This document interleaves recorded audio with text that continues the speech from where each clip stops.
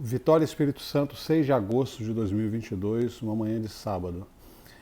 Nesse vídeo eu tenho a pretensão de fazer uma análise histórica da vida desse ringneck, que é uma espécie exótica de origem asiática e africana, que me conste são há duas subespécies dessa espécie aí. E esse aí me parece que é o asiático.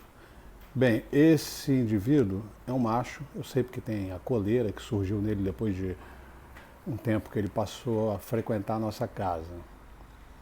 Ele deve ter aproximadamente 6 anos de idade, é um adulto. Ele surgiu aqui ainda jovem, não tinha ainda a coleira, que é característica do macho da espécie, que se pode ver ali no pescoço dele, por isso daí vem o nome popular dele, ringneck.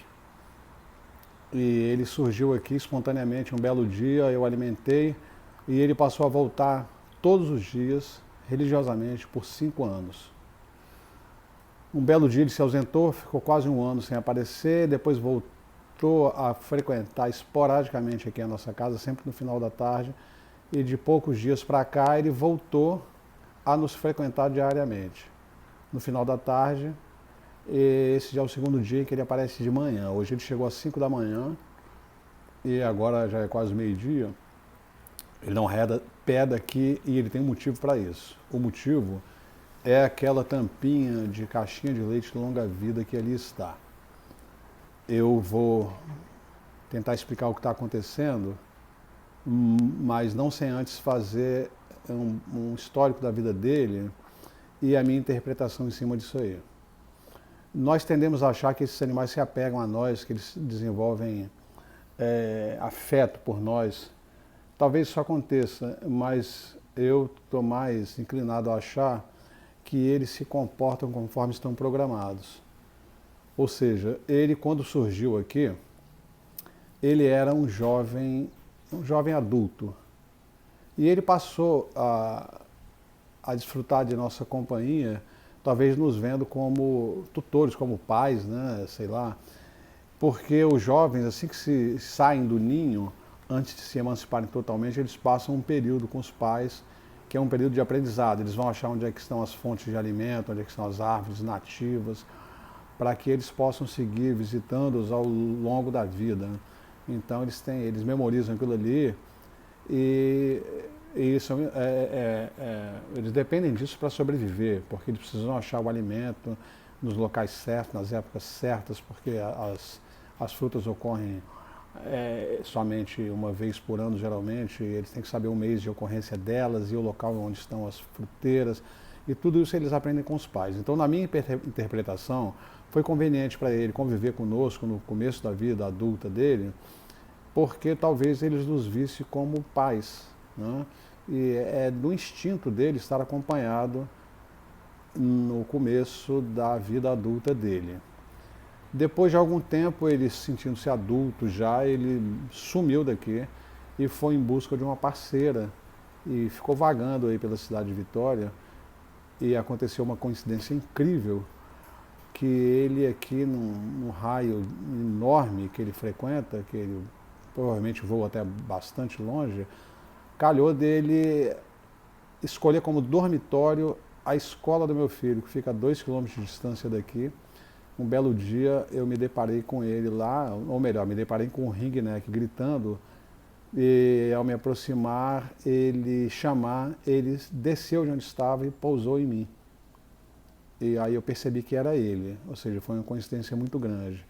Então, voltando aí ao histórico, nessa fase ele estava à procura de uma parceira, por isso que ele se ausentou daqui. Ele, teoricamente, fez o que faria na natureza, ou seja, se emancipou do que seria, no entendimento dele, os pais, entre aspas, né, que seríamos nós. Ficou todo esse tempo afastado e agora ele voltou. Então eu tenho a pretensão de interpretar, e se eu estiver enganado, me perdoem, porque é uma hipótese, né? O conhecimento se constrói geralmente a partir de hipóteses, então eu me dou o direito de formular hipóteses.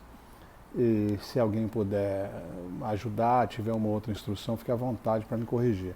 Mas é isso. Então ele, a uma certa altura, ele como não conseguiu uma parceira, ele resolveu voltar para cá, porque aqui ele conhece a possibilidade de um arremedo de paternidade, que é ficar pajeando esse objeto aí como se fosse um ovo dele. Isso faz até um certo sentido, porque o objeto é branco, e o ovo dele deve ser branco também. Ele tem mais interesse pelas tampinhas brancas do que pelas tampinhas de outras cores. Mas o comportamento dele, nitidamente, é de quem está, entre aspas, chocando. Porque ele fica estático aí, ele nunca ficou assim, isso é incomum. Essa espécie é muito ativa e ele alimenta essa tampinha, ele regurgita nela, como se estivesse alimentando um filhote, e ele a defende com todas as forças. Se eu tentar ir ali pegar a tampinha, ele não vai deixar, né? E é isso. Eu acho, então, recapitulando, que os animais podem até se afeiçoar às pessoas. No caso dos papagaios, especialmente, a gente tende a achar isso porque eles vivem em nossa companhia, às vezes, por décadas, né? Mas eles ficam ali dentro de casa porque não tem outra alternativa. Geralmente eles têm as asas aparadas ou estão presos e eles não podem sair dali. E a gente tende a achar que eles morrem de amores por nós. Não é bem assim. A prioridade deles é o comportamento natural, o instinto natural deles. E foi esse instinto que fez ele voltar aqui e aninhar com essa tampa de plástico que vocês estão vendo aí. É uma coisa meio dramática, né? A sina desses animais em vida livre, esses animais exóticos que se evadem de cativeiro em países estranhos, eles ficam invagando numa solidão lamentável, né? E não podem nem mesmo se reproduzir em liberdade porque criariam um problema para o ambiente. Mas é isso. Esse meu comentário tem a pretensão de servir de embasamento para as pessoas que têm interesse pelo mundo natural, né? E talvez, quem sabe, para melhorar a nossa convivência com os animais que nós mantemos em casa, em cativeiro, como animais de estimação. Eles talvez estejam bem frustrados com essa relação aí que a gente impõe a eles. E o lance deles é viver a vida deles como lhes convém.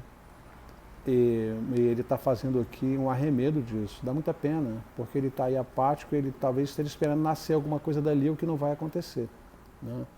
Se ele fosse uma fêmea, eu arrumaria um ovo de uma espécie aí exótica ou nativa que fosse, e botaria no ninho que eu tenho aqui na parede, para ele chocar. Mas ele é um macho, eu acho que nessa espécie o macho não choca.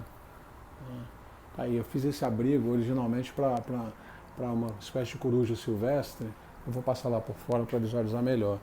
E ele adotou o ninho, que parece ter medidas adequadas para ele.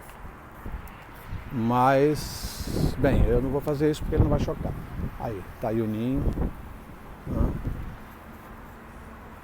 Mas é isso, eu vou voltar nele lá para finalizar o vídeo, que já está muito longo, e mostrar como ele é defensivo em relação ao que ele considera ser filho dele. Vem cá, louro, me dá aqui, me dá? Ele não dá, tá vendo? E se eu chegar muito perto, ele me ataca. É muito interessante, mas dramático ao mesmo tempo. Bem, fica como consolo o fato de ele estar em vida livre, ele voa por aí todo, sai na hora que quer, volta na hora que quer, às vezes vem aqui comer, às vezes vem atrás só de companhia mesmo, o que prova que ele é um animal carente, né? E que, apesar de ser um animal, tem sentimento também e com certeza tem a capacidade de padecer de sofrimento psicológico. É isso aí. Um abraço a todos.